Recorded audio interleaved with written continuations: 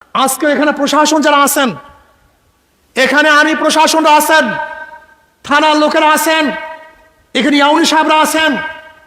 দেখেন, এই ফ্যাসিস্টের বিরুদ্ধে আন্দোলন করেছি, সংগ্রাম করেছি, রাস্তায় জীবনের মায়া ত্যাগ করে নেমেছি। দ্বিতীয় কোনো ডাকাত থেকে সৃষ্টি করার জন্য নয়,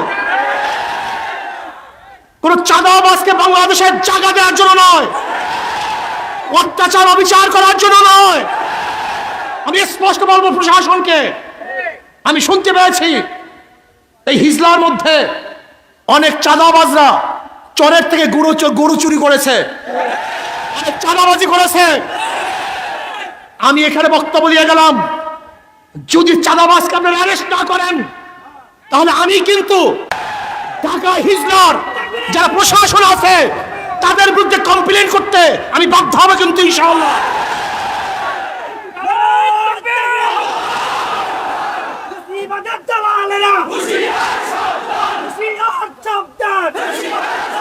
আমি প্রশাসনকে বলবো, আপনারা আমাদেরকে চিনতে ভুল করিয়েন না। আমরা কাউকে ভয় করে কোনোদিন কথা বলি নাই। যখন শেখ হাসিনার প্রচন্ড দাপট ছিল, শক্তি ছিল, তখন রাজপথে আঙ্গুল ধুলিয়ে তার বিরুদ্ধে কথা বলেছি। এই জীবনের মায়া ত্যাগ করে তারপর রাস্তায় নেমেছি। আন্দোলন করবো আমরা, সংগ্রাম করবো আমরা, জীবন দেবো আমরা, পঙ্গু হবো আমরা, আর ডাকাত এবং চুরি করবো তোমরা। এটা সহ্য হবে না, করবো না ইনশাআল্লাহ।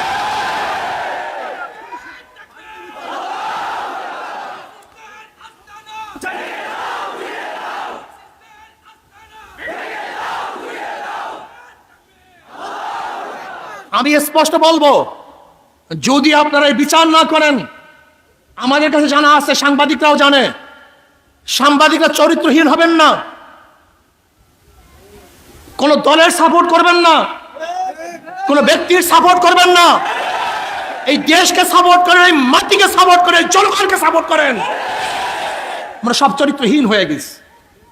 আমরা কালোকে কালো বলি না, আমরা সাদাকে সাদা বলতে পারি না, আমরা রাত্রকে রাত্র বলতে পারি না, আমরা দিনকে দিন বলতে পারি না, আমরা খারাপকে খারাপ বলতে পারি না, আমরা ভালোকে ভালো বলতে পারি না। তুমি মানুষ না, তুমি একটা জানোয়ার। খারাপ তো খারাপই। আমি রাত্রকে রাত্র বলি, দিনকে দিন বলি, সাদাকে সাদা বলি, কালোকে কালো বলি। প্রিয় ভাইয়েরা আমার, 5 তারিখ ছাত্র জনতা ঐক্য হয়ে এদেশের মানুষ বৈষম্য বিরোধী আন্দোলন করেছিল এই জাতিকে রক্ষা করার জন্য, এই জাতিকে মুক্তি দেওয়ার জন্য, সাম্য, মানবিক মর্যাদা, সামাজিক ন্যায় বিচার প্রতিষ্ঠিত করার জন্য এই জনগণ রক্ত দিয়েছে, জীবন দিয়েছে। জনগণ গায়েবী মামলার থেকে বাঁচার জন্য রক্ত দিয়েছিল, জনগণ আয়না ঘর থেকে বাঁচার জন্য রক্ত দিয়েছিল, জনগণ আর ক্ষুধার্ত থাকতে চায় না, জনগণ মিথ্যা মামলার আসামি হতে চায় না, জনগণ আর রক্ত ঝরাতে চায় না, আমাদের মা বোনেরা ধর্ষিত হতে চান না, আমাদের মা বোনেরা চান না তাদের চেহারার মধ্যে এসিড নিক্ষেপ করে দগ্ধ করা হোক, আমাদের মা বোনেরা চান না ধর্ষণ করার পরে তাদেরকে হত্যা করা হোক, আমার মা বোনেরা চান না তাদের ইজ্জত হানি করা হোক, আমার যুবকরা চান না বেকার থাকতে, আমার গরিবরা চান না ক্ষুধার্ত অবস্থায় থাকতে, বস্ত্রহীনরা চান না বস্ত্রহীন অবস্থায় থাকতে, গৃহহীনরা চান না খোলা আকাশের নিচে ঘুমাতে। আজকে যারা চিকিৎসার অভাবে ধুকে ধুকে মরছে, তারা চিকিৎসার অভাবে ধুকে ধুকে মরতে চান না। আজকে যারা হাজারো গরিব সন্তান মেধাবী কিন্তু অর্থের অভাবে পড়াশোনা করতে পারে না, তারা চায় না মূর্খ থাকতে।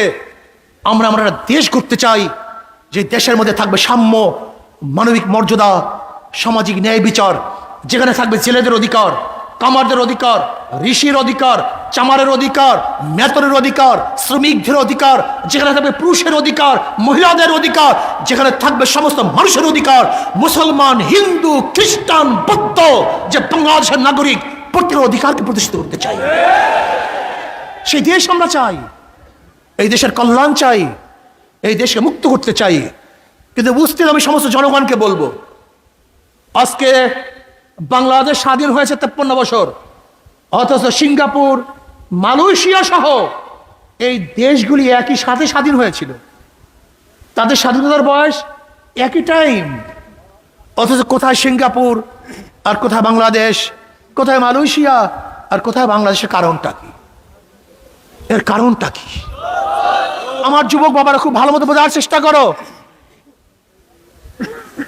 মেধাকে কাজে লাগাও, জোয়ারে গাও ভাসাবা না, গরুর পালের মতো চলবা না।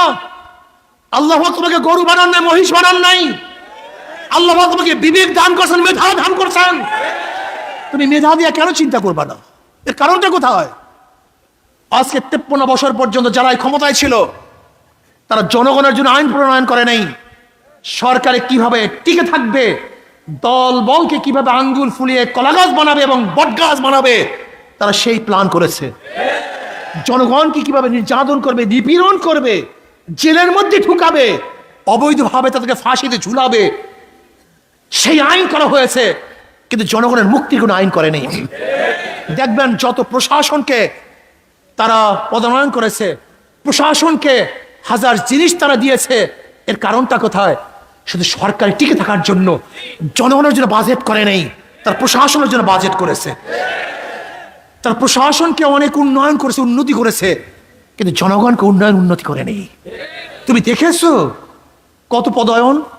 সচিব এতজন, এডিশনাল সচিব এতজন, যুগ্ম সচিব এতজন, আবার সিনিয়র সচিব এতজন, শুধু বর্ধিত করছে এদের কোঠা। কিসের জন্য? সরকার টিকে থাকার জন্য। কিন্তু জনগণের পেটের অবস্থা কি, বস্ত্রের অবস্থা কি, বাসস্থানের অবস্থা কি, শিক্ষার অবস্থা কি, চিকিৎসার অবস্থা কি?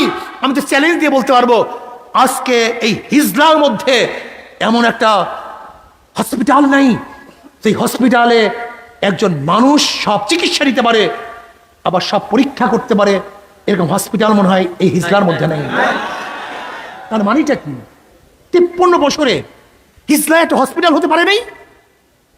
53 বছরে হিজলায় এমন একটা প্রতিষ্ঠান হতে পারে নাই যে প্রতিষ্ঠানটায় সমস্ত ছাত্র পড়বে, ছাত্রীরা পড়বে আলাদাভাবে, তাদের প্রতিষ্ঠান হবে, বড় বড় ডিগ্রি গ্রহণ করবে, বড় বড় উচ্চ শিক্ষিত হবে। সেই প্রতিষ্ঠান কি হিজলায় আছে? কেন 53 বছরে নেই? কারণটা কি? এর কারণটা কোথায়?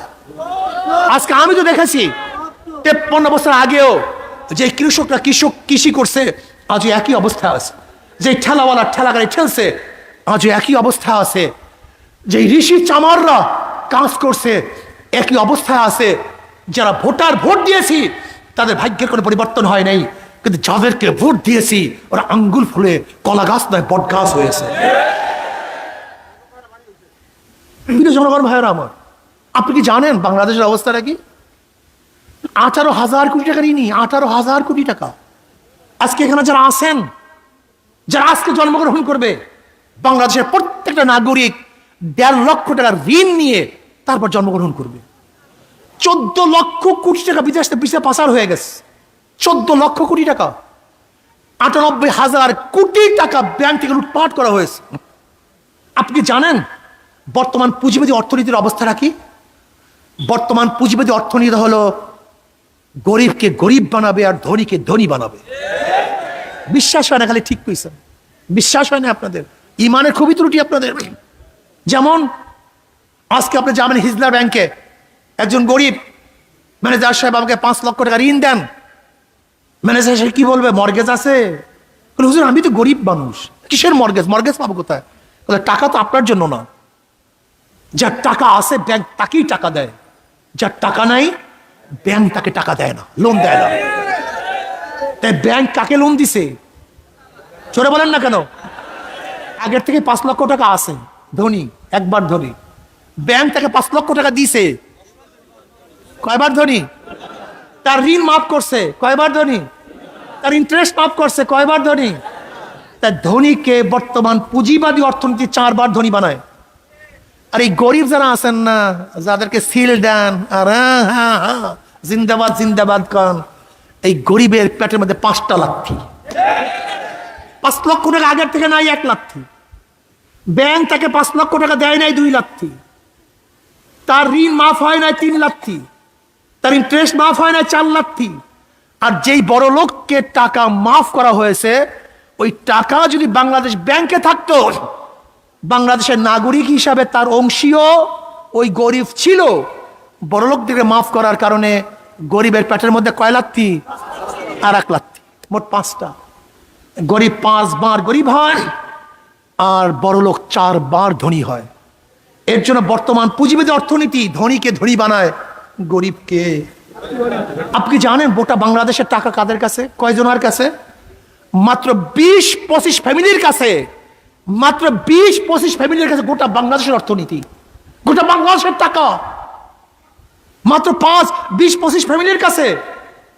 আজকে যদি বাংলাদেশের পাচারকৃত টাকা 14 লক্ষ কোটি টাকা আমরা এই গরিবদের মধ্যে বিলি করতে পারতাম, বন্টন করতে পারতাম, আমি বিশ্বাস করি বাংলাদেশে সমস্ত গরিবরা দরিদ্র সীমার উপরে চলে যেত। ও গরিব কপাল পোড়ার গোষ্ঠী, মনে খুব ব্যথা। ইসলাম আসছে গরিবদের জন্য, ইসলামের গোটা অর্থনীতি গরিবদের জন্য। জাকাত কাদের জন্য? ওসর কাদের জন্য? সদকা কাদের জন্য? ফিতরা কাদের জন্য? মানত কাদের জন্য? দান কাদের জন্য? ইসলামের গোটা অর্থনীতি গরিবদের জন্য। অথচ কপাল পরা গরিব ইসলাম পছন্দ করে না, টাকা চোর লুচ্চা বদমাশদেরকে পছন্দ করে। আল্লাহ পাক কালামে পাকের মধ্যে ফরমান, ইন্নাল্লাহ লা ইগাইয়িরু মা বিকওমিন হাত্তা ইগাইয়িরু মা বিআনফুসিহিম। মানুষ যতক্ষণ পর্যন্ত নিজের ভাগ্যের পরিবর্তন নিজে না করে ততক্ষণ পর্যন্ত আল্লাহ পাক এই জাতির ভাগ্যের পরিবর্তন করেন না। আমরা নেমেছি রাস্তায়, আল্লাহ পাক আমাদের ভাগ্য পরিবর্তন করে দিয়েছেন। ঠিক আপনারা আপনাদের ভাগ্য পরিবর্তন করার জন্য চেষ্টা করেন। 5 তারিখের পরে যারা লুট করছে, যারা গুম করছে, চাঁদাবাজি করছে, চুরি করছে, টাকাতি করছে, ওদেরকে আর আমরা ক্ষমতায় আসতে দেব না ইনশাআল্লাহ। কি রাজি আছেন ইনশাআল্লাহ? মেরা ভাইয়ের আমার,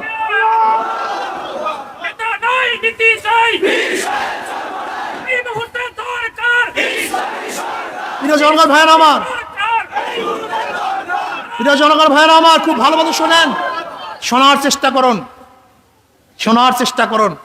আজকে 53 বছরেও মানুষের ভাগ্য পরিবর্তন না হওয়ার কারণটা কি? আমি অনেক সময় বলি, একজনের নাম এ, একজনের নাম বি, একজনের নাম সি, 3 জনই সুর। এ কি? বি, সি, 3টাই ক্ষমতা আছে। এ ক্ষমতায় কে? কি করবে? আন্দোলন, সংগ্রাম, বিপ্লব, হরতাল। হটাও এ, বসাও বি। কথা বলেন না, এখন কি করবে? কি করবে? আবার আন্দোলন, আবার সংগ্রাম, বিপ্লব, হরতাল, রক্ত ঝরাও। হটাও বি, বসাও সি। কি করবে? ঘটনাটা কি? ঘটনাটা কি? খুব ভালো মতো বোঝেন, বোঝার চেষ্টা করুন। ওসি যায়, ঘুষ যায় না। কথা বলে না কেন? ডিসি পরিবর্তন হয়, ঘুষের পরিবর্তন হয় না। ডিসি যায়, দুর্নীতি যায় না। কারণটা একদিন চিন্তা করছেন? এই জন্য আমাদের শায়খ মোহাম্মদ বরাল্লামার কথা বলে, আমাকে প্রশ্ন করছে একজন ঢাকায় সাংবাদিকরা যে হুজুর আপনি এক সরকার কয় টার্ম চান? এক সরকার কয় টার্ম চান?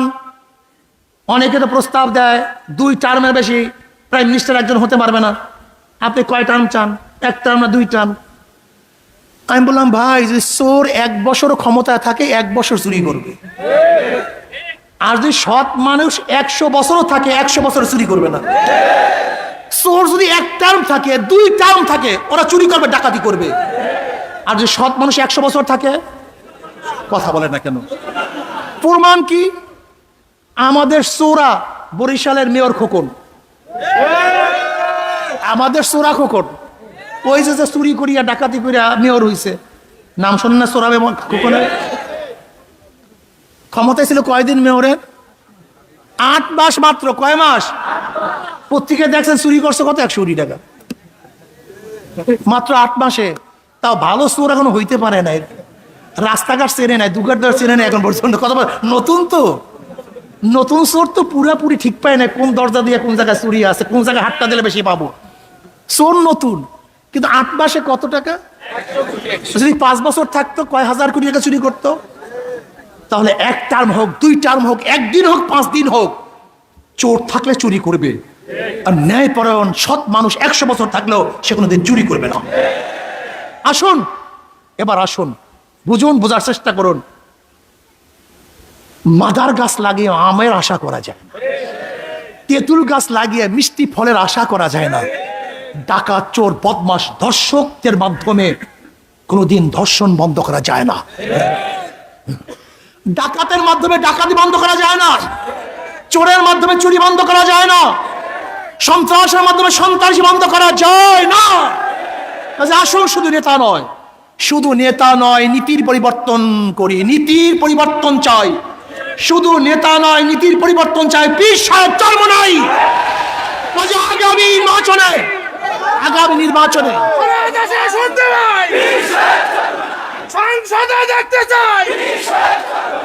আমার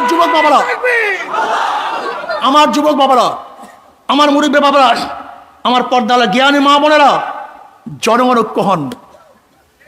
কারণটা কি?